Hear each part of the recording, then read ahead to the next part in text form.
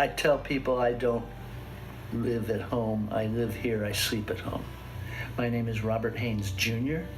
My father's name was Robert Haines. He founded the Argonaut in 1941. He was also a founder of our professional organization, which is very big throughout the country, the ABAA, Antiquarian Booksellers Association of America. And in 1969, we moved from Kearny Street to this location, and here we are. It's the Argonaut Book Shop, specializing in California and the American West.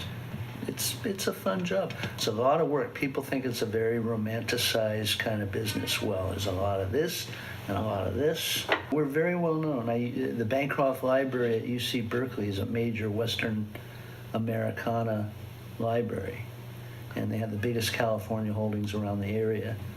And I've done many appraisals for them, for instance. And Robin Williams has been in. Matter of fact, he came in with his wife at the time. He had on a bill cap and some high-cut black tennies, and unshaven, and I didn't recognize him at first, and I was going to go up and say, "Can I help you, sir?" And about this far from him, I recognized him. I said, "Nice to see you, Mr. Robbins."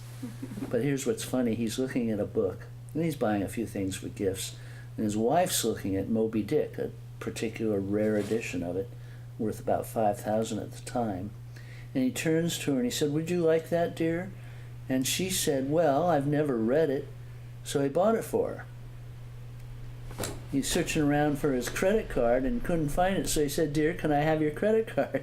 So he bought his wife a $4,000, $5,000 book and used her credit card to pay for it. We have these antiquarian book shows in California twice a year, alternating between here and Southern California. It's always in February. This February, the big antiquarian book fair. You know, booths, every booth a dealer showing off their best and rarest stuff. And we go, and so it'll be in Pasadena this year, but next February, after the coming February, it'll be in the San Francisco Bay Area again. I had a collection of Jack London first editions, and I was selling it for $40,000. He did 50 books, and I had all 50 in first edition. And a woman walked in, introduced herself, Susan, and told me she was a senior vice president at Merrill Lynch. And she said to me, "I'm tired of stocks and bonds for the moment.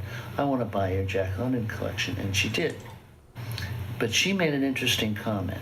She said, with the advent of the electronic readers like a Kindle and others, that's going to make the rare book that much more interesting to the investor. So the $10 to $40 book may go the way of most things, but there will always be an interest in rare books.